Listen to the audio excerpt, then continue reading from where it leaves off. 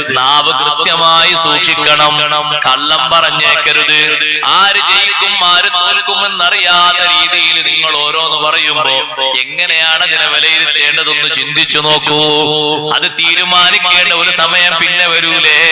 ഇപ്പോൾ തന്നെ നിങ്ങൾ തീരുമാനം നമ്മളെ നാവ് കൊണ്ട് പറയുമ്പോ ഏത് പട്ടികയിലാണ് സഹോദരങ്ങളെ അതിനെ പെടുത്താൻ പറ്റുന്നത്? നേര് മാത്രമാണ് നാവ് കൊണ്ട് പറയേണ്ടത്. കള്ളം പറയുന്നത് കൂടുതലായിട്ട് പലപ്പോഴും അനുഭവപ്പെടുന്നു. ഒരാള് മാത്രമല്ല, വിവിധ ഭാഗങ്ങളിലേക്ക് കളവ് പരക്കുന്ന രീതിയിലുള്ള കളവില്ലേ? ജഹന്നമിലെ ശിക്ഷ കണ്ടപ്പോ സയ്യിദുനാ റസൂലുള്ളാഹി സ്വല്ലല്ലാഹു അലൈഹി വസല്ലം തങ്ങൾ വലിയ കള്ളം പറഞ്ഞ ആളുകൾക്കുള്ള ശിക്ഷ എങ്ങനെയാ തങ്ങൾ കണ്ടത്? ഒരു മനുഷ്യനെ അദ്ദേഹത്തിന്റെ വായ് ഇങ്ങനെ പിളർത്തിയിട്ട് ഒരു ഇരുമ്പ് പോലത്തെ ഒരു ഉപകരണം കൊണ്ട് വായ് ഇങ്ങനെ പൊട്ടിക്കീറുന്നു. അതാ പിൻഭാഗം വരെ വലിച്ചു കീറുകയാണ്. ശരിക്കിങ്ങോട്ട് കീറിക്കഴിഞ്ഞാൽ പിന്നെ ഇടത്തെ ഭാഗത്തേക്ക് പിന്നെയും അതാ നാവിന്റെ തൊള്ളയുടെ ഭാഗം ഇങ്ങോട്ട് വലിച്ചു കീറുന്നു. ഇവിടെ കീറുമ്പോഴേക്ക് ഈ ഭാഗം കീറാനായി പൂർണ്ണമായി. രണ്ടാമത് പിന്നെയും കീറുന്നു. രണ്ട് ഭാഗങ്ങളും ഇങ്ങനെ വലിച്ചു കീറുന്ന സമയത്ത് ചോദിക്കുന്ന നേരത്ത് ജിബ്രീൽ അലൈഹിസ്സലാം പറഞ്ഞു, നബിയേ, കാണുന്ന മനുഷ്യൻ കളവ് പറഞ്ഞവനാണ്, അതിനുള്ള ശിക്ഷയാണ് അവന്റെ വായക്ക് അല്ലാഹു നൽകിയത്.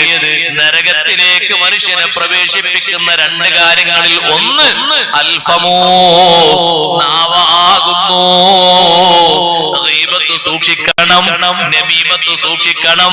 അതും തന്നെ പണ്ഡിതന്മാരെ പറ്റിയും സയ്യിദന്മാരെ പറ്റിയും ഗീബത്തും നമീമത്തും പറഞ്ഞിരുന്ന് രസിക്കരുത്. മുഅ്മിനീങ്ങള് സാധുക്കളായ മുത്തഖീങ്ങളെ പറ്റിയൊക്കെ പറയുമ്പോ ഗൗരവമാർന്ന ശിക്ഷയായിട്ട് അതിന്റെ മുകളിലേക്ക് അത് വരും. നമീമത്ത് അത്ര കടുപ്പമുള്ള ശിക്ഷയാണ്. പരദൂഷണം പറയുന്നത്, ഫിത്നയുടെ വർത്തമാനം പറയുന്നത്, നഊദു ബില്ലാഹ്, ഇല്ലാത്ത വർത്തമാനങ്ങൾ പറയുന്നത് പലതിനും ഉണ്ട്. ചിരിപ്പിക്കാനും രസിപ്പിക്കാനും വേണ്ടിയിട്ട് നുണ പറയാമോ? ഇല്ലല്ലോ സഹോദരങ്ങളെ. നബി സല്ലല്ലാഹു അലൈഹി വസല്ലം തങ്ങൾ വളരെ കർശനമായ രീതിയിൽ വിലക്കിയതല്ലേ? ജനങ്ങളെ ചിരിപ്പിക്കാൻ വേണ്ടി തമാശ രൂപത്തിൽ പോലും കള്ളം പറഞ്ഞേക്കരുത്. നഊദു ബില്ലാഹ്, ഇതൊക്കെ നാവ് കൊണ്ട് ഉണ്ടായിത്തീരുന്നു. വായ കൊണ്ടല്ലേ ഹറാമ് ഭക്ഷിക്കുന്നത്, ഹറാമ് പറയുന്നത്, പലതിലേക്കും നമ്മുടെ നാവ് ഉപയോഗപ്പെടുത്തുന്നത്. വായിലൂടെ തന്നെയല്ലേ മദ്യപാനം നിർവഹിക്കുന്നത്, കഞ്ചാവ് വലിക്കുന്നത്, മയക്കുമരുന്ന് ഉപയോഗിക്കുന്നത്. പ്രിയപ്പെട്ട മുസ്ലിമേ, നരകത്തിൽ പോയി കുടിക്കാനും തിന്നാനും കൊടുക്കുന്നത് മദ്യപാനികൾക്ക് അല്ലാഹു തആല ഏർപ്പാട് ചെയ്തിരിക്കുന്നത് സ്വദീദു അഹ്ലി ജഹന്നം, നരകക്കാരുടെ കടുത്ത ചീഞ്ചലമാണ്. നരകക്കാരുടെ കടുത്ത ചീഞ്ചലം. ആ ചീഞ്ചലം കുടിക്കാൻ കഴിയുമോ? ഇല്ല. എന്നാലും വിശപ്പിന്റെ ഊക്കുകൊണ്ട്, ദാഹത്തിന്റെ കടുപ്പം കൊണ്ട് യതജറഉഹു വലാ യകാദു യുസീഗുഹു വയതീഹിൽ മൗതു മിൻ കുല്ലി മകാൻ. മുസ്ലിമിന്റെ കല്യാണത്തിൽ വരെ മദ്യം വിളമ്പി തുടങ്ങി. അല്ലാഹു നമ്മെ കാത്തുരക്ഷിക്കട്ടെ. കല്യാണത്തിന് പോകുന്ന ആളുകൾക്ക് വരെ തലേന്നും പിറ്റേന്നും പലരും മദ്യപാനം നൽകിക്കഴിഞ്ഞു. മയക്കുമരുന്ന് വസ്തുക്കൾക്ക് ആളുകൾക്ക് കാശ് കൊടുത്തു കഴിഞ്ഞു. മുസ്ലിം സഹോദരന്മാരും സഹോദരിമാരും അതിന്റെ മൊത്ത വ്യാപാരികളും ചില്ലറ വ്യാപാരികളുമായിട്ട് എത്രയാ പിടികൂടപ്പെടുന്നത്. നഊദു ബില്ലാഹ്, നരകത്തിലേക്ക് പോകാനുള്ള മാർഗങ്ങൾ എത്രയാണ് കൈക്കലാക്കി നടക്കുന്നത്. അല്ലാഹു തആലയുടെ നിർദ്ദേശം, ഖൂ അൻഫുസകും വഅഹ്ലീകും നാറാ വഖൂദുഹാ അന്നാസു വൽ ഹിജാറാ. നരകത്തിൽ കത്തിക്കപ്പെടുന്നത് മനുഷ്യരെയും കല്ലുകളെയുമാണ്. നരകം കാണുന്ന സമയത്ത് പേടിക്കാത്ത ഒരാളും ഇല്ല. നരകത്തെ സംബന്ധിച്ച് സയ്യിദുനാ റസൂലുള്ളാഹി സ്വല്ലല്ലാഹു അലൈഹി വസല്ലം തങ്ങൾക്ക് ജിബ്രീൽ അലൈഹിസ്സലാം ഒരു ദിവസം വന്ന് വിശദീകരണം നൽകിയപ്പോ നരകത്തെ സംബന്ധിച്ച് പറഞ്ഞു തരാൻ വേണ്ടി പറഞ്ഞപ്പോ പറഞ്ഞു, നബിയേ, നരകത്തെ പോലെ ഒരു തീയും ഇല്ല.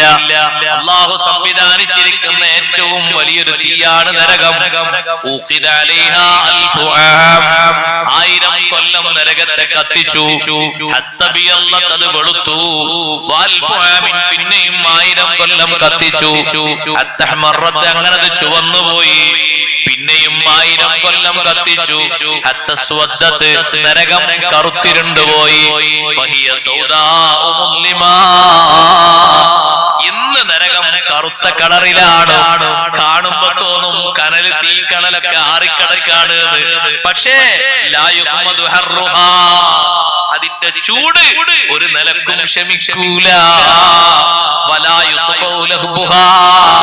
അതിന്റെ ജ്വാലകളെ കെടുത്താൻ കഴിയൂല. ഉഷ്ണം അതിഭയാനകമാണ്. ഏറ്റവും ആഴമുള്ള കിണറ് നരകത്തിന്റെ കിണറാകുന്നു. നരകത്തിന്റെ ആഴം ചെറുതല്ല. നരകത്തിന്റെ ആഴം കണക്കാക്കാൻ കഴിയുമോ? നരകത്തിലേക്ക് പ്രവേശിപ്പിക്കപ്പെടുന്ന ആളുകളുടെ എണ്ണം കണക്ക് കൂട്ടുമ്പോ നരകത്തിന്റെ ആഴം എത്രയാണ്? 1000 ആളുകൾ നരകത്തിലേക്ക് പ്രവേശിപ്പിക്കപ്പെടുമ്പോ ഒരൊറ്റ ആളെയല്ലേ സ്വർഗത്തിലേക്ക് കൊണ്ടുപോകുന്നത്. 10,000 ആളുകളെ നരകത്തിലേക്ക് വലിച്ചേക്കപ്പെടുമ്പോ 10 പേരെയല്ലേ സ്വർഗത്തിലേക്ക് കൊണ്ടുപോകുന്നത്. സഹോദരങ്ങളെ, 1,00,000 ആളുകളെ നരകത്തിലേക്ക് വലിച്ചേക്കപ്പെടുമ്പോ സ്വർഗത്തിലേക്ക് കൊണ്ടുപോകുന്നവരുടെ എണ്ണം വെറും 100 എണ്ണമാണ്. 1,00,000 ആളുകളെ നരകത്തിലേക്ക് വലിച്ചേക്കപ്പെടുമ്പോ സ്വർഗത്തിലേക്കുള്ള മെമ്പർമാര് 100 എണ്ണമാണ്. കോടികൾ വെച്ച് നിങ്ങളൊന്ന് കൂട്ടി നോക്കൂ. കോടാനക്കോടികൾ അധികവും ഉള്ളത് നരകത്തിലല്ലയോ? എന്നിട്ടും നരകത്തോട് അല്ലാഹുവിന്റെ ഒരു ചോദ്യം, ഹലിം തലഅതി, നരകമേ നിറഞ്ഞോ? നരകത്തിന്റെ മറുപടി ഹൽമിൻ മസീദ്, ഇനിയും ഉണ്ടെങ്കിൽ തന്നോളൂ അല്ലാഹ്, സ്വീകരിച്ചേക്കാം.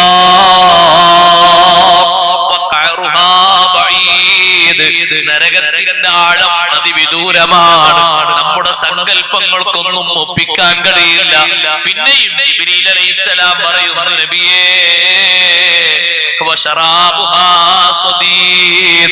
കിട്ടുന്ന പാനീയമോ കടുത്ത ചൂടുള്ള ചീഞ്ചലമാണ്.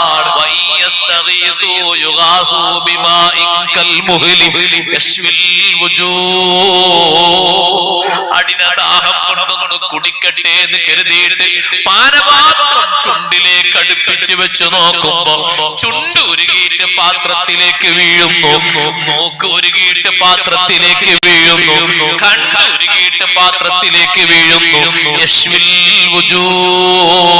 മുഖത്തെ അത് കരിച്ചു കളയുന്നു, ചുട്ട് കരിച്ചു കളയുന്നു. നിങ്ങൾ കോഴിയെ ചുടുന്നത് കണ്ടിട്ടില്ലേ? ചുട്ട കോഴിയെ ഭക്ഷിക്കാറില്ലേ? നമ്മുടെ ശരീരത്തിന്റെ തൊലിഭാഗങ്ങള് നരകത്തിന്റെ ഒരു ചീഞ്ചലം അടുപ്പിക്കുമ്പോഴേക്ക് അത് അതിന്റെ ആവി തട്ടിയിട്ട്, അതിന്റെ തീയല്ല, ഈ ചുടുവെള്ളത്തിന്റെ ആവി തട്ടിയിട്ട് ആ ശരീരത്തിന്റെ ഭാഗങ്ങളൊക്കെ കരിഞ്ഞു പോവുകയാണെങ്കിൽ അതെന്തൊരു ചൂടാ! സുബ്ഹാന മൻ ജല്ല ജലാലുഹു. ജിബ്രീൽ അലൈഹിസ്സലാം പറഞ്ഞു കൊടുക്കുന്നു, അല്ലാഹുവിന്റെ റസൂലേ, ലഹാ സബ്അതു അബ്വാബ്, നരകത്തിന് 7 തട്ടുകളുണ്ട്. ബൈന കുല്ലി ബാബൈനി മസീറത്തു 70 സന. ഓരോ തട്ടിന്റെ ഇടയിലും 70 കൊല്ലത്തെ വഴുദൂരമുണ്ട്.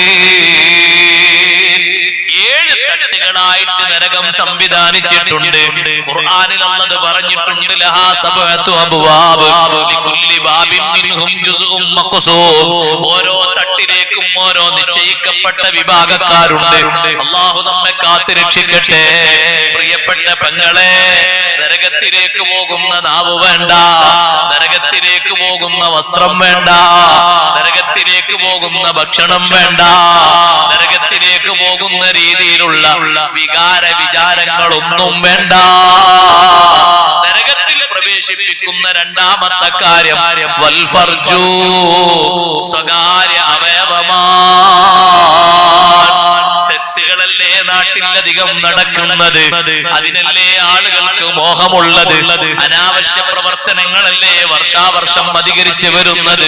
നഊദു ബില്ലാഹ്. അല്ലാഹു നിനക്ക് തന്ന സ്വകാര്യ അവയവം ഹലാലായി റബ്ബ് ഉപയോഗിക്കാൻ പറഞ്ഞ മാർഗത്തിലൂടെ മാത്രമേ ഉപയോഗിക്കാവൂ. പെണ്ണും കല്യാണത്തിനൊരുങ്ങിപ്പോയി. ആണും കല്യാണത്തിന് സമ്മതം വാങ്ങിയിട്ട് കോടതിയിൽ പത്രിക നൽകിപ്പോയി. സ്വവർഗ വിവാഹം അതൊരു നിയമമായിട്ട് അംഗീകരിക്കുന്നതിന് മുറവിളി അധികം കൂട്ടിപ്പോയി. മുസ്ലിം പെണ്ണുങ്ങൾ വിവാഹിതരായി പോയി, മുസ്ലിം ആണുങ്ങളും വിവാഹിതരായി പോയി. ഒരു പെണ്ണിന് ആണിന്റെ പേരും മറ്റൊരു പെണ്ണിന് പെണ്ണിന്റെ പേരും വെച്ച് പോയി. എന്താണ് ആ ബന്ധത്തിന്റെ താല്പര്യം? എന്താണ് ആ ബന്ധത്തിന്റെ അർത്ഥം? അവരെ ഈമാനൊന്നും നഷ്ടപ്പെടാത്ത രൂപത്തിലാണെങ്കിലും ഈ അനാവശ്യ കൃത്യങ്ങളെ കൊണ്ട് പോയി ചേരാനുള്ളത് നരകമെന്ന ലോകത്തേക്കാണ്. ചെറിയ ചെറുപ്പക്കാരികൾ വരെ സെക്സ് കണ്ടിട്ട് വികാര വിചാരങ്ങള് ശമനം നടത്തിപ്പോയി.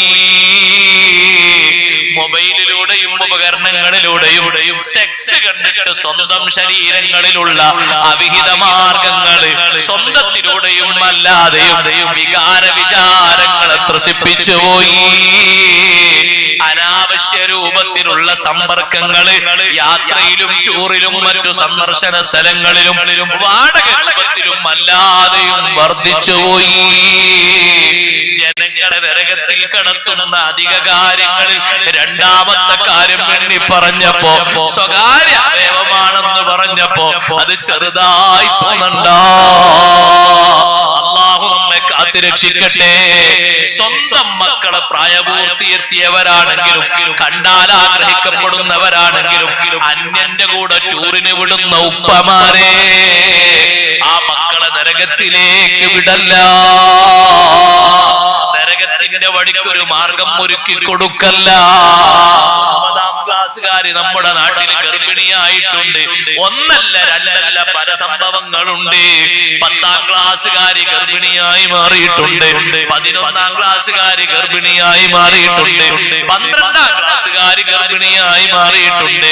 നമ്മുടെ പിന്നില് നരകത്തിൽ നിന്നവരെ കാത്തു സൂക്ഷിക്കാൻ അല്ലാഹു ഓർഡർ തന്നിട്ട് കിട്ടുന്ന പണം ഉപയോഗപ്പെടുത്തിയിട്ട് അവർക്കൊരു സുഖസല്ലാപത്തിന് വേണ്ടിയിട്ട് തോന്നുന്ന വഴിയിലേക്ക് അവരെ കൂടെ ആടിപ്പാടാൻ പറ്റുന്ന ആണുങ്ങളെ കൂടെ വിട്ടയച്ചു പോയാൽ നിങ്ങളെത്ര നിസ്കരിക്കുന്നവരാണെങ്കിലും നിങ്ങളെത്ര നോമ്പെടുക്കുന്നവരാണെങ്കിലും അല്ലാഹുവിന്റെ ദീനിന് വേണ്ടി അക്ഷീണം എത്തിക്കുന്നവരാണെങ്കിലും മക്കളെ ഒരു ബാധ്യത നിങ്ങളെ പരടിയിൽ അല്ലാഹു ഏൽപ്പിച്ചിട്ടുണ്ട്. അതൊരു ചെറിയ ബാധ്യതയല്ല. നിങ്ങളുടെ സ്വന്തം ചോദ്യം കഴിഞ്ഞ് നിങ്ങൾ അക്കരയെത്താമെന്ന് കരുതരുത്. മക്കളുടെ ചോദ്യവും കൂടെ വരുമ്പോ അവരെ വഴിതെറ്റാനുള്ള മാർഗങ്ങൾ എങ്ങനെ ഉണ്ടായി?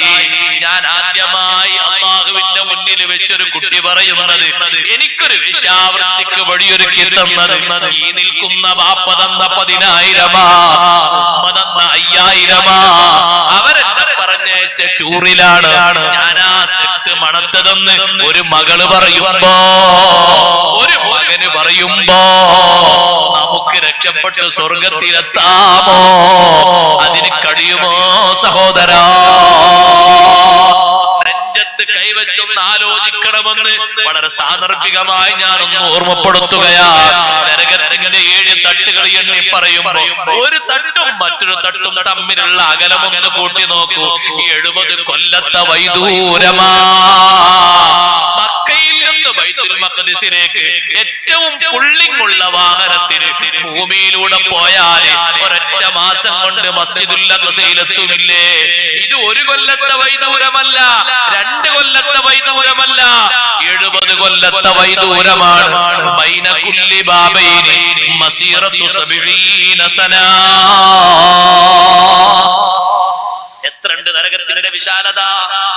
ഒരു തട്ടും മറ്റൊരു തട്ടും തമ്മിലുള്ള അകലത്തിന്റെ അകലം ജിബ്രീൽ അലൈഹിസ്സലാം പറഞ്ഞു കൊടുക്കാൻ, നബിയേ രണ്ട് തട്ടുകൾക്കിടയിൽ 70 കൊല്ലത്തിന്റെ വൈദൂരമുണ്ട്.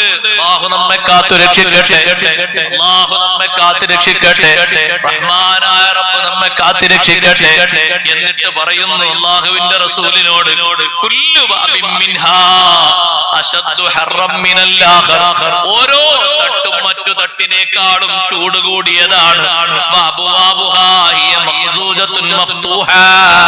കവാടങ്ങളൊക്കെ മലർക്കേ തുറക്കപ്പെട്ട രൂപത്തിലാണ്. പുറത്ത് കടക്കാൻ കഴിയുമെന്ന് കരുതരുത്. കാവൽ പടന്മാര് പുറത്തുണ്ട്.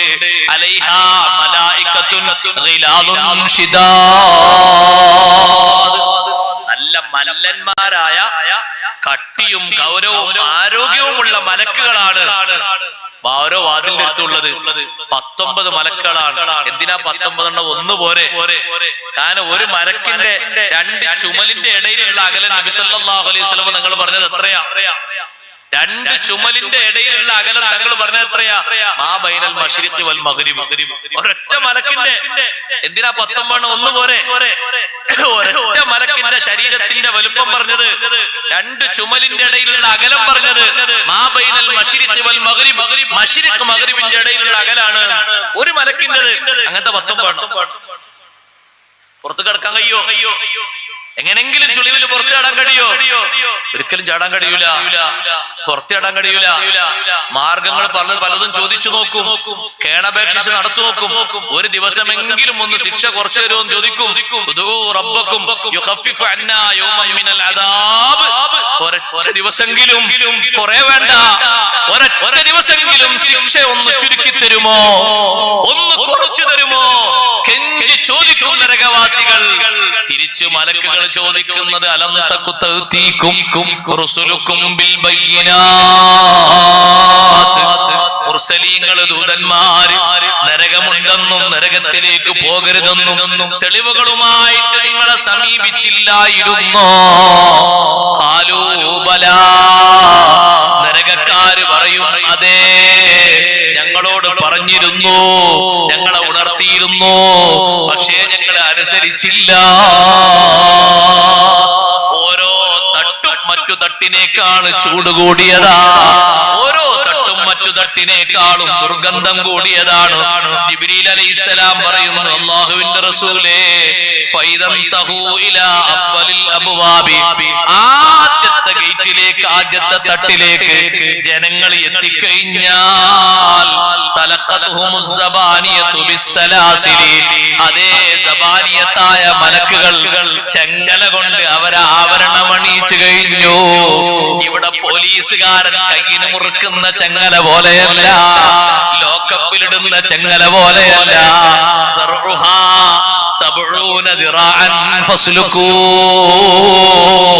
70 മുഴം വലുപ്പമുള്ള ചെങ്ങലയാണ്. ഒരൊറ്റ കണ്ണിയും പൊട്ടിക്കാനൊക്കൂല. കുടുക്ക് ചെങ്ങല, വല്ലാത്ത ചെങ്ങലയാണ്. അതിൽ കുരുക്കിയിട്ട് കൊണ്ടുപോകാൻ തുടങ്ങി. സുബ്ഹാനല്ലാഹ്. തഖ്റുജു മിൻ ബൈനി കത്ഫൈഹി. ചെങ്ങല നെഞ്ചിന്റെ ഭാഗത്തിലൂടെ കൊളത്തിയിട്ട് അതേ ചുമലിന്റെ ഭാഗത്തിലൂടെ പുറത്തെടുത്തിട്ട് ഒന്ന് മുറുക്കിപ്പോയി. നെഞ്ചിന്റെ ഭാഗത്തിലൂടെ തുളച്ചിട്ട് അതിന്റെ മറ്റൊരു ഭാഗം കോർത്തു വെക്കുന്നത് 2 ചുമലിന്റെ ഭാഗത്തിലൂടെയും ചെങ്ങലയുടെ 2 ഭാഗം വന്നുപോയി. ബാക്കിയുള്ളത് പിടിച്ചുകൂട്ടി കെട്ടിപ്പോയി. പിന്നെ ഒരു വലിയ ഒരൊറ്റ ഏറും കൊടുക്കലാണ്. ഓരോ കാഫിറിന്റെ കൂടെയും ശൈത്താനെ കൂട്ടുകാരനായി ബന്ധിപ്പിക്കും. മുഖത്തിലൂടെ നിലത്തിട്ട് വലിച്ചു കൊണ്ടുപോകും. ഇരുമ്പിന്റെ ദണ്ഡ് കൊണ്ടവനെ വേട്ടം കൊടുക്കും. കുല്ലമാ അറാദു അയ്യഖ്റുജു മിൻഹാ ഉഈദു ഫീഹാ. നരകത്തിൽ നിന്ന് പുറത്തു ചാടാൻ ഉദ്ദേശിക്കുമ്പോ വീണ്ടും അതിലേക്ക് തള്ളിയങ്ങ് മാറ്റും. വലഹും മഖാമിഉ മിൻ ഹദീദ്. ഇരുമ്പിന്റെ ദണ്ഡാണ്. ആ ഇരുമ്പിന്റെ ദണ്ഡിന് പഴുപ്പുണ്ട്, അതിന് ചൂടുണ്ട്, അതിന് മൂർച്ചയുണ്ട്, അതിന് കനമേറെയുണ്ട്. അത്ര കനമുള്ളൊരു ഇരുമ്പ് ദുനിയാവിൽ എവിടെയും കിട്ടില്ല. പ്രത്യേകം സംവിധാനിച്ച ഇരുമ്പാണ്. ഇരുമ്പ് പിടിക്കുന്ന മലക്കുകൾക്ക് ക്ഷീണമുണ്ടോ? അവർക്ക് എപ്പോഴും സാഹസികത കൂടിയിട്ട് ഒരു ക്ഷീണം മാറ്റുന്ന രൂപത്തിൽ ഇരുമ്പ് താഴെ വെക്കുന്ന പണിയുണ്ടോ? ഇല്ലേ ഇല്ല. പുറത്ത് കിടക്കാൻ വേണ്ടി വെമ്പൽ കൊണ്ട് വരുമ്പോഴേക്ക് ആഞ്ഞടിക്കുന്നൊരടി കൊണ്ട് അതാ ആഴിയിലേക്ക് താണു പോകുമോ? ഭയാനകത സഹിക്കാൻ കഴിയാതെ പുറത്തേക്ക് വരുമോ? പുറത്തേക്ക് വരാൻ ഉദ്ദേശിക്കും. അപ്പോഴേ ദണ്ട് കൊണ്ട് വീണ്ടും ശരീരത്തിൽ അടിച്ചിട്ട് തിരിച്ചങ്ങോട്ടേക്കുന്നു. ഈ വിവരങ്ങൾ അങ്ങനെ കേട്ടപ്പോ നബി സല്ലല്ലാഹു അലൈഹി വസല്ലം തങ്ങൾ ചോദിച്ചു, ജിബ്രീലേ, 7 തട്ടുകൾ നരകത്തിലുണ്ടെന്ന് പറഞ്ഞല്ലോ, മാ സുഖാനു ഹാദിഹിൽ അബ്വാബ്, 7 തട്ടുകളിലും താമസിക്കുന്ന ആളുകളാരാ? 7 തട്ടിലും ഒരൊറ്റ തട്ടിലേക്കും കടക്കരുത്. അള്ളാഹു കാത്തുരക്ഷിക്കട്ടെ. കടക്കുന്നതൊരു സുഖമുള്ള ഏർപ്പാടല്ല. കേൾക്കാൻ തന്നെ കഴിയാത്ത നരകത്തിലേക്ക് എങ്ങനെയാ പ്രവേശിക്കുന്നത്? അനുഭവിക്കാൻ കഴിയാത്ത ചൂടെങ്ങനെയാ ശരീരത്തിലേക്ക് ഏൽക്കുന്നത്? സഹോദരങ്ങളെ, ജിബ്രീൽ അലൈഹിസ്സലാം വിശദീകരിച്ചു, അമ്മൽ ബാബുൽ അസ്ഫലു, ഏറ്റവും അടിയിലെ തട്ട്, ഫഫീഹിൽ മുനാഫിഖൂൻ, അതിലാണ് നബിയെ മുനാഫിഖുകൾ കിടക്കുന്നത്. വസ്മുഹുൽ ഹാവിയ, അതിന്റെ പേര് ഹാവിയ എന്നാണ്. ഏറ്റവും അടിയിലെ തട്ടാണ്. ഇന്നൽ മുനാഫിഖീന ഫി ദർക്കിൽ അസ്ഫലി മിനൻ നാർ. ഈമാൻ നല്ല കരുത്തോടെ ശ്രദ്ധിക്കണം. ഈമാനിൽ കേടുപാടുണ്ടായി തീരരുത്. ഈമാനിൽ കേടുപാട് വരുമ്പോഴാണ് യഥാർത്ഥ നിഫാഖ് കുടികൊള്ളുന്നത്. വിശ്വസിക്കേണ്ട ഒരു കാര്യങ്ങളിലും നമ്മുടെ ഇൽമിന്റെ കുറവ് കൊണ്ട് നിഷേധ പ്രകടനം നടത്തരുത്. അള്ളാഹു കാത്തുരക്ഷിക്കട്ടെ. അങ്ങനൊന്നുമില്ല, അങ്ങനൊന്നും ഉണ്ടാകൂല, അതൊക്കെ വെറുതെ പറയാണ് എന്ന് പറയരുത്. അറിവില്ലാത്തവർ ചോദിച്ചു പഠിക്കണം.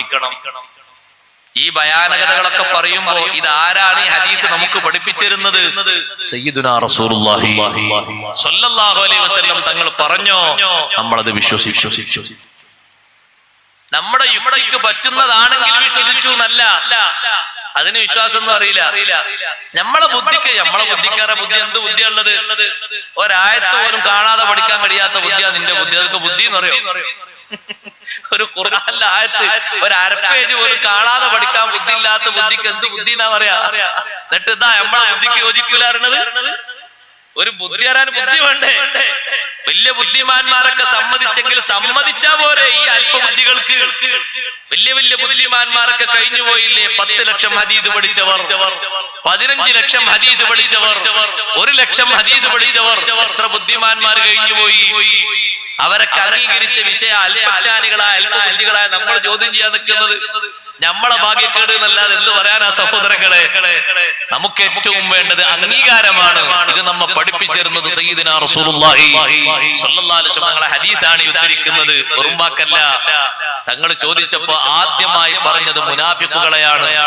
അടിത്തട്ടിൽ കിടക്കുന്ന ആളുകൾ ഒരിക്കലും പെട്ടുപോകരുത്. അല്ലാഹു നമ്മളെ കാത്തുരക്ഷിക്കട്ടെ.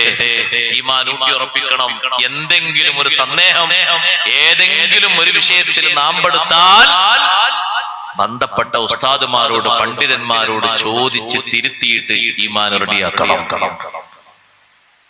യുക്തിവാദികളും നിരീശ്വരവാദികളൊക്കെ മുമ്പുണ്ടായിട്ടുണ്ട്. ഇമാമുൽ ആലം അബൂ ഹനീഫ റളിയല്ലാഹുവിന്റെ കാലത്ത് ഒരു യുക്തിവാദി ഉണ്ടായിരുന്നു. അപ്പൊ ആ യുക്തിവാദി പടച്ചോനൊന്നുമില്ല, അള്ളാഹൊന്നുമില്ല, ഭൂമി ഇങ്ങനെ പ്രകൃതിയുടെ ഒരു വരദാനമാണെന്ന് ഇങ്ങനെ വാദിക്കുന്ന ആളായിരുന്നു. ഇമാമുൽ ആലം തങ്ങൾ പറഞ്ഞു, അദ്ദേഹത്തെ വിളിച്ചിട്ട് ഒരു കപ്പല് വരുന്നുണ്ട്, നിങ്ങൾ കാണാൻ വരുന്നുണ്ടോന്ന് ചോദിച്ചു. എന്താ കപ്പലിന്റെ പ്രത്യേകത? ആ കപ്പലിന് കപ്പിത്താനില്ല. ആ കപ്പലിന് ഓടിച്ചു കൊണ്ടുവരാൻ ഒരു കപ്പിത്താനുള്ള കപ്പല് വരുന്നുണ്ട് എന്ന് നിങ്ങൾ പറയും. ഇപ്പോഴത്തെ കാലത്ത് ഉസ്താദ് പറഞ്ഞാൽ അത്ഭുതമല്ലേ? പ്രകാശം കൊണ്ട് ഓടുന്ന വിമാനങ്ങളുണ്ട്, മറ്റുണ്ട്, പലതുണ്ടെന്ന് പറയില്ലേ? പക്ഷെ അതിന്റെ എപ്പോഴും പ്രവർത്തിക്കുന്ന ആളുണ്ട്, അല്ലാതെ ഓടൂല. ആരാ ഓടുക? ഒരു പേടകം പടന്നാണ് പോകുമ്പോൾ പ്രവർത്തിക്കുന്ന ആളുണ്ട്. ആരുമില്ലേ? വെറുതെ പൊന്തിയതാ. ബാംഗ്ലൂരിൽ നിന്ന് കോടിക്കണക്കിന് രൂപ ചെലവഴിച്ചിട്ട് ഒരു പേടകം അങ്ങോട്ട് അയക്കാണ്, ഗ്രഹങ്ങളിലേക്കും മറ്റുമൊക്കെ. അതിനെ ഇപ്പുറത്ത് ചരട് വലിക്കുന്ന ആളുണ്ട്. ഉണ്ട്. കൃത്യമായിട്ടും എവിടെ എത്തിയത് എവിടെ എത്തേണ്ടതെന്നൊക്കെ നോക്കുന്ന ആൾക്കാരുണ്ടോ? എല്ലാം ഉണ്ട്. അപ്പൊ ഒരു കണക്ഷൻ ഉണ്ടല്ലേ? ആ കണക്ഷൻ ഉണ്ട്. എല്ലാറ്റിനും ഉണ്ട് അങ്ങനെ ഓരോ കണക്ഷൻ. വെറുതെ ഒന്നും പറക്കൂല, ഓടൂല്ല, ഓരോന്നിനും ഉണ്ട്. ഇപ്പൊ കപ്പല് നോക്ക് നിങ്ങൾ. കൊച്ചിയിൽ നിന്നൊരു കപ്പല് ദ്വീപിലേക്ക് പോകാന്ന് കൂട്ടിക്കോളൂ. ഒരു അരമണിക്കൂർ കഴിഞ്ഞാൽ റേഞ്ച് ഒക്കെ പോകും. ഒരു മൊബൈലിനും റേഞ്ച് ഉണ്ടാവില്ല. അരമണിക്കൂറാണ് കപ്പൽ നീങ്ങിയാൽ മൊബൈലിന്റെ ഉള്ളിലുള്ളത് വല്ലതും കാണാം, അല്ലെങ്കിൽ അത് കീശയിൽ ഇങ്ങനെ കാത്തിരിക്കാം. പിന്നെ ഏതെങ്കിലും ഒരു ദ്വീപിന്റെയോ മറ്റോ ഒക്കെ റേഞ്ച് കിട്ടുന്നിടത്ത് എത്തണം, ഒന്ന് വിളിക്കാനോ ഒന്ന് അങ്ങോട്ടും ഇങ്ങോട്ടും ആശയവിനിമയം നടത്താനോ. പക്ഷെ അതിലും എല്ലാ സമയത്തും പ്രവർത്തിക്കുന്ന റഡാർ ഉണ്ട്. അത് ഈ കപ്പൽ ഇവിടുന്ന് പുറപ്പെട്ട് അവിടെ എത്തുന്നത് വരെ കൊച്ചിയിൽ അതിന്റെ നീക്കുപോക്കുകൾ നിരീക്ഷിച്ചുകൊണ്ടിരിക്കുന്നുണ്ട് ആ റഡാർ സംവിധാനത്തിലൂടെ. കപ്പിത്താന്റെ അടുത്തുള്ള കയറി അയാൾ പറഞ്ഞുതരും ഇതാണ് പോകേണ്ട റൂട്ട്. പക്ഷെ കാറ്റിന്റെ ഗതി ഇങ്ങനെ ആയതുകൊണ്ട് നമ്മൾ ഇങ്ങനെ പോകുന്നത് റഡാറിലൂടെ ചൂണ്ടിക്കാണിച്ചു തരും നമുക്ക് കാണേണ്ട ആളുകൾ. എല്ലാറ്റിനും ഉണ്ട് ഓരോ സംഗതി, ഒന്നുമില്ലാതെ നടക്കൂല. അബൂ ഹനീഫ റളിയല്ലാഹു അൻഹു കപ്പിത്താനില്ലാത്ത കപ്പൽ വരുന്നുണ്ട് എന്ന് പറഞ്ഞപ്പോ അദ്ദേഹം ചോദിച്ചു, എന്ത് പൊട്ടത്തരാ നിങ്ങൾ പറയുന്നത്? അബൂ ഹനീഫ റളിയല്ലാഹു അൻഹുവിനോട് കപ്പിത്താനില്ലാതെ ഒരു കപ്പൽ വരെ നിങ്ങൾക്ക് വല്ല കഥയുണ്ടോ? അബൂ ഹനീഫ റളിയല്ലാഹു അൻഹു ചോദിച്ചു, സുഹൃത്തേ, കപ്പൽ എന്ന് പറയുന്ന ചെറിയൊരു സിട്ടിയല്ലേ, ഒരു കപ്പിത്താനില്ലാതെ അത് വരുന്നു എന്ന് പറഞ്ഞപ്പോഴേക്ക് നിങ്ങൾ എന്നെ വിമർശിച്ചെങ്കിൽ കാണുന്ന പ്രപഞ്ചം മുഴുവനും പടച്ച് നിയന്ത്രിക്കുന്ന ഒരു ശക്തി ഇല്ലയോ? ഒരു ശക്തിയും ഇല്ലാതെ, ഒരു ഖാലിഖും റാസിഖും ഇല്ലാതെ സ്വയം രൂപത്തിൽ നിയന്ത്രിതമായിട്ട് പ്രപഞ്ചം ഇങ്ങനെ നീങ്ങുകയാണോ? രാവും പകലും ഇത്ര സുന്ദരമായി, ചൂടും തണുപ്പും ഇത്ര കൃത്യമായി, മഴയും വേനലും ഇത്ര രൂപത്തില്, ഈ രൂപത്തിലൊക്കെ കൃത്യമായി പോകുന്നത് നിയന്ത്രിക്കുന്ന ഒരു നിയന്താവില്ലാതെയോ? ചിന്തിച്ചുകൊണ്ട് അയാള് മടങ്ങിപ്പോയി. ശരിയാണ്, ഒരു കപ്പൽ അങ്ങനെ വരുന്നു എന്ന് പറഞ്ഞപ്പോഴേക്ക് ഞാനത് നിഷേധിച്ചെങ്കിൽ എത്ര വലിയ സൃഷ്ടിയാണ് അല്ലാഹുവിന്റെ ഈ പ്രപഞ്ചം, ഈ ദുനിയാവ്. ഇതിനെ സൃഷ്ടിച്ച് പരിപാലിക്കുന്ന ഒരുവനില്ല എന്ന് പറഞ്ഞാല് അത് ശരിയല്ലല്ലോ. നല്ലവണ്ണം ഇൽമാണ് സഹോദരങ്ങളെ അതിന്റെ മരുന്ന്. ആ ഇൽമാണ് നമ്മുടെ പുതിയ തലമുറക്കും മക്കൾക്കുമൊക്കെ പകർന്നു കൊടുക്കേണ്ടത്. നരകത്തിൽ നിന്ന് രക്ഷപ്പെടുത്തുന്ന മാർഗവും ഇൽമു തന്നെയാണ്. അവസാന തട്ടിൽ പോയി പെടരുത് മുനാഫിഖുകളാണ്. വിശ്വാസ രംഗത്ത് വൈകല്യം സംഭവിക്കരുത്. വിദേഹത്തുകാർക്ക് മുഴുവനും വിശ്വാസ രംഗത്താണ് വൈകല്യം. ആരുടെ വിശ്വാസത്തിലാണ് ഏറ്റവും വൈകല്യം എന്നറിയുമോ?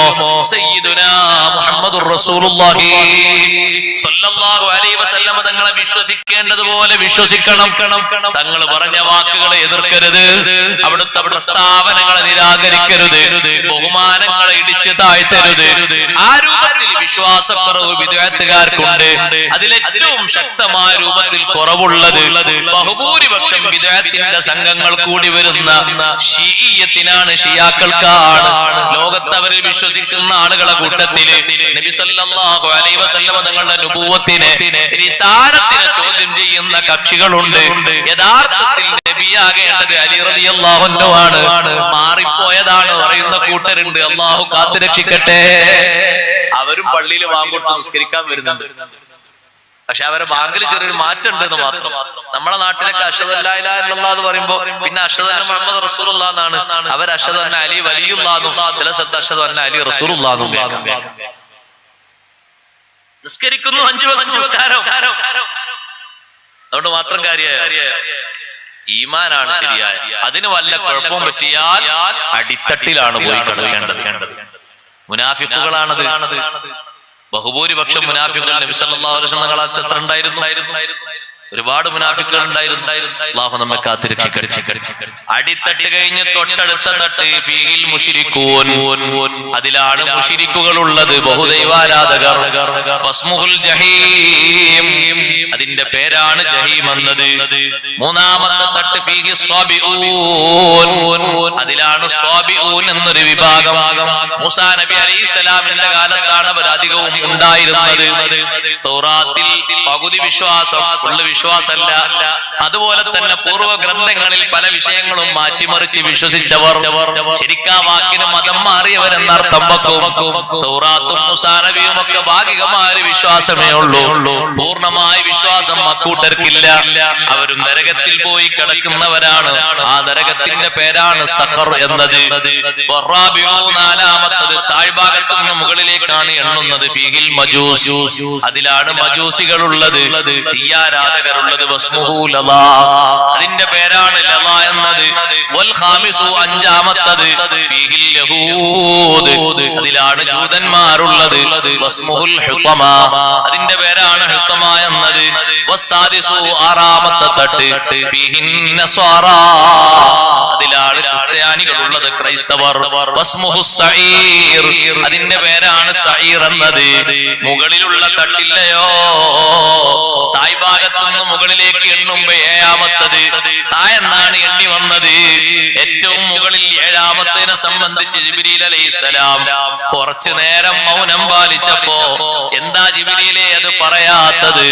ഹബീബായ തങ്ങളെ, ലിഅഹ്ലിൽ കബായിരി മിൻ ഉമ്മതിക അല്ലദീന മാതൂ വലം യതൂബൂ, തങ്ങളെ ഉമ്മത്തിൽ നിന്ന് വൻ പാപങ്ങളുമായി തൗബ ചെയ്യാതെ മരിച്ച കൂട്ടർക്കാണ് ഏറ്റവും മുകളിലെ തട്ടെന്ന് സയ്യിദുനാ ജിബ്രീൽ അലൈഹിസ്സലാത്തു വസ്സലാം പറഞ്ഞപ്പോ കാരുണ്യത്തിന്റെ കേദാരമായ ഉമ്മത്തിന് വേണ്ടി ഏറ്റവും അധികം ദുആ ചെയ്ത നേതാവ്, ഏറ്റവും നല്ല വിട്ടുവീഴ്ചകളൊക്കെ ചോദിച്ചു വാങ്ങി തന്ന നേതാവ്, ഫഖറ മഗ്ശിയൻ അലൈഹി, നബി സല്ലല്ലാഹു അലൈഹി വസല്ലം തങ്ങൾ ബോധരഹിതരായി പോയി, ബോധം കെട്ടുപോയി. സഹോദരങ്ങളെ, ഉമ്മത്തിന്റെ കഥ കേട്ടിട്ടാണ് വൻകുറ്റം ചെയ്തിട്ട് തൗബ ചെയ്യാത്തവരെന്ന് പറയുമ്പോ നിസ്കാരം ഒഴിവാക്കിയതിന് ഇനിയും തൗബ ചെയ്യാത്തവരുണ്ടോ?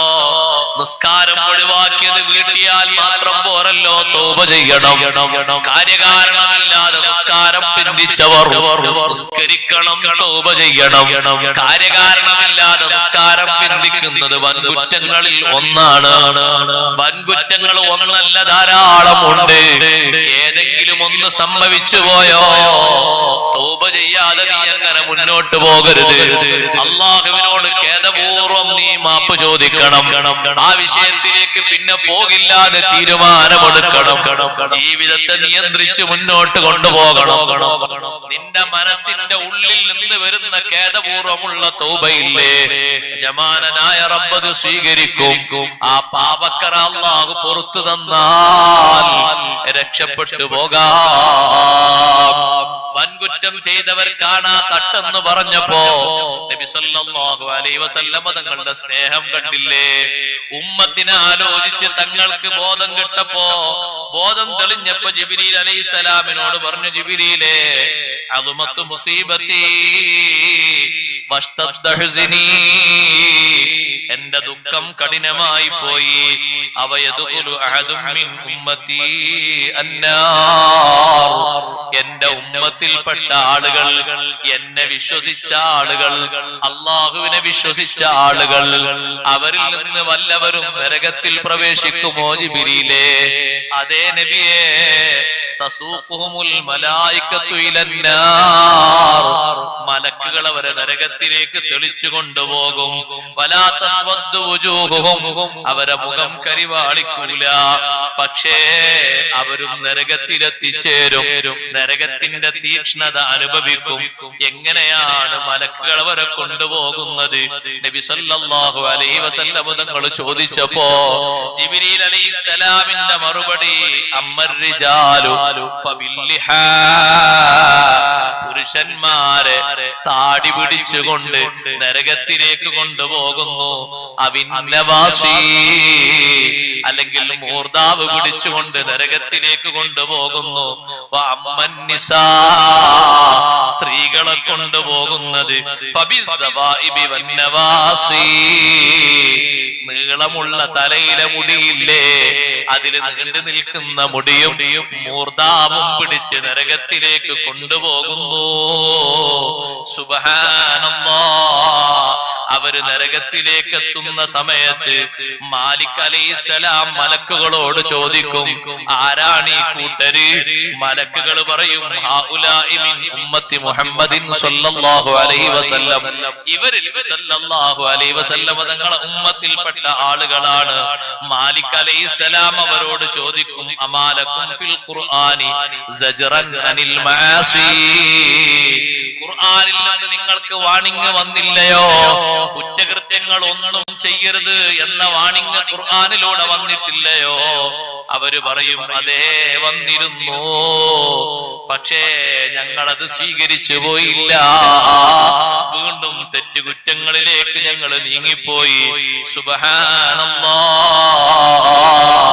അത് വെച്ചുകൊണ്ട് മുഅ്മിനീങ്ങൾ അവിടെ വെച്ച് കരയുമ്പോൾ കണ്ണിലൂടെ വരുന്നത് രക്തത്തിന്റെ തുള്ളികളാണ്. മാലിക് അലൈഹിസ്സലാം പറയും, മാ അഹ്സന ഹാദൽ ബുകാ ലൗ കാന ഫിദ്ദുനിയാ മിൻ ഖശിയത്തില്ലാഹി തആല ലമാ മസ്സതുകുമുന്നാർ. ഈ ദുനിയാവിൽ വെച്ചാണ് ഈ കരച്ചിലെങ്കിൽ എത്ര നന്നായിരുന്നു. നിങ്ങൾക്ക് നോമ്പ് വന്നില്ലയോ? പാതിരാത്രികൾ കിട്ടിയില്ലയോ? സങ്കടങ്ങൾ ചിന്തിക്കാനുള്ള മനസ്സ് തന്നില്ലയോ? പാപക്കറകൾ ഓർക്കാനുള്ള മനസ്സൊക്കെ അല്ല തന്നില്ലയോ? ഒറ്റ നിൽക്കിറ്റക്കിരുന്നും കൂട്ടമായിട്ടും കരയാനുള്ള വേദി തന്നില്ലയോ? ദുനിയാവിൽ വെച്ചായിരുന്നു ഈ കരച്ചിലെങ്കിൽ നിങ്ങൾക്ക് നരകത്തിൽ പ്രവേശിക്കേണ്ട ഗതിയില്ലായിരുന്നു. അവിടെ വെച്ച് കരഞ്ഞൂടായിരുന്നില്ലേ? നരകം പേടിച്ച് കരയുന്ന മനുഷ്യൻ നരകത്തിൽ പ്രവേശിക്കൂലാന്ന് സയ്യിദുനാ റസൂലുള്ളാഹി സ്വല്ലല്ലാഹു അലൈഹി വസല്ലം തങ്ങൾ പറഞ്ഞില്ലേ? കുറ്റകൃത്യങ്ങളെ സംബന്ധിച്ച് ചിന്തിച്ച് പുറത്തു തന്നു എന്നുള്ളൊരു വിഷയവും നമുക്ക് വന്നിട്ടില്ലയോ? ആലോചിച്ച് അള്ളാഹുവിനെ പേടിച്ച് കരഞ്ഞ് കറകൾ മുഴുവനും നീക്കിയിട്ട് നരകം തൊടാതെ സ്വർഗത്തിലെത്തണം. അള്ളാഹു നമുക്കതിന് തൗഫീഖ് നൽകട്ടെ. ഈ അഹ്ലുൽ കബായിറിനെ, വൻകുറ്റങ്ങൾ ചെയ്ത ആളുകളെ നരകത്തിലേക്ക് കൊണ്ടുപോയിടാൻ സബാനിയത്തിനോട് മാലിക് അലൈഹിസ്സലാം പറയുമ്പോ നരകത്തിലേക്ക് അവരെ കൊണ്ടുപോയിടുന്നു. നരകത്തിലേക്ക് അവരെ കൊണ്ടുപോയിട്ടാൽ നരകത്തിൽ വെച്ച് അവര് പറയുന്നത് ലാ ഇലാഹ ഇല്ലല്ലാഹ്. വിശ്വാസത്തിന് അവർക്ക് കുഴപ്പമൊന്നും പറ്റിയിട്ടില്ല. ബാക്കി 6 തട്ടുകളിലുള്ളവരും വിശ്വാസ വൈകല്യം സംഭവിച്ചവരാണ്.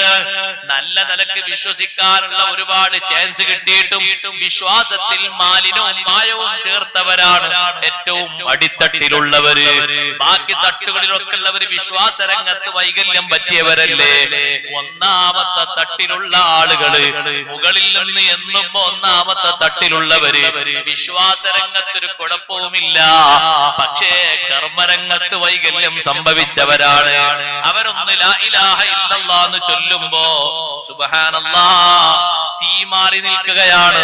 അവരെ തൊടാതെ തീ ഒരു ഭാഗത്തേക്ക് മാറി നിൽക്കുമ്പോ മാലിക് അലൈഹിസ്സലാം പറയും, യാ നാറു ഖുദീഹിം.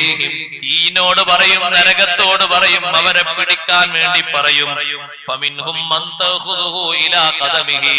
കാൽപാദം വരെ തീ പിടിച്ചു വെക്കുന്നവരുണ്ട്. വമിൻഹും മൻ തഖുദുഹു ഇലാ റുക്ബതിഹി. മുട്ട് വരെ തീ പിടിച്ച് ശിക്ഷിക്കുന്നവരുണ്ട്. വമിൻഹും മൻ തഖുദുഹു ഇലാ സദ്രിഹി. നെഞ്ച് വരെ തീ നരകം പിടിച്ച് ശിക്ഷിക്കുന്നവരുണ്ട്. വമിൻഹും മൻ തഖുദുഹു ഇലാ ലിഹിയതിഹി. താടിരോമം വരെ താട വരെ നരകം പിടിച്ച് ശിക്ഷിക്കുന്നവരുണ്ട്. സുബ്ഹാനല്ലാഹ്.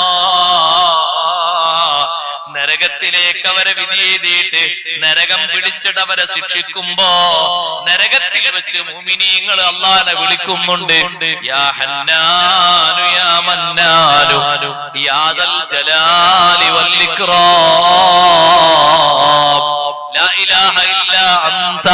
അല്ലാഹുവിനെ വിളിക്കുന്ന സമയത്ത് അല്ലാഹു സുബ്ഹാനഹു വ തആല ജിബ്രീൽ അലൈഹിസ്സലാമിനോട് പറയും, ജിബ്രീലേ, അഷ്റഫുൽ ഖൽഖ് റസൂലുള്ളാഹി സ്വല്ലല്ലാഹു അലൈഹി വസല്ലം തങ്ങളോട് പറയണം, അവരുടെ ഉമ്മത്തിൽ നിന്നുള്ള ദോഷികൾ നരകത്തിൽ ശിക്ഷിക്കപ്പെടുന്നുണ്ട് എന്നുള്ള വിവരം പറയണം. ജിബ്രീൽ അലൈഹിസ്സലാം അത് പോയി പറയുമ്പോ കാരുണ്യത്തിന്റെ കേദാരമായ മുഹമ്മദുർ റസൂലുള്ളാഹി സ്വല്ലല്ലാഹു അലൈഹി വസല്ലം തങ്ങൾ ഉമ്മത്തിന് വേണ്ടി സുജൂദിലായി തലയായി വീഴും. അള്ളാഹുവിനോട് ശഫാഅത്ത് ചോദിക്കും. അള്ളാഹു തആല ശഫാഅത്ത് നൽകുന്നു. മുഅ്മിനീങ്ങളുടെ കാര്യത്തിൽ അള്ളാഹു ശഫാഅത്ത് സ്വീകരിക്കുന്നു. അങ്ങനെ നരകത്തിൽ നിന്ന് മുഅ്മിനീങ്ങളിൽപ്പെട്ട ഒരു വിഭാഗത്തെ നരകത്തിൽ നിന്ന് രക്ഷപ്പെടുത്തുന്നു. എല്ലാവരെയും ഒറ്റഘട്ടത്തിൽ രക്ഷപ്പെടുത്തൂല കേട്ടോ. 7 വിധം ശഫാഅത്തുകൾ ഘട്ടം ഘട്ടമായി അവിടെ വരുന്നുണ്ട്.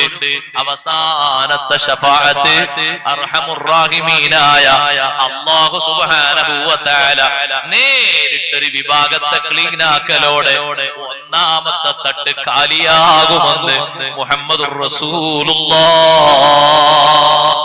സ്വല്ലല്ലാഹു അലൈഹി വസല്ലം. കാലിയാകുമെന്ന് പറഞ്ഞാലും സുഖകരമല്ല സഹോദരങ്ങളെ.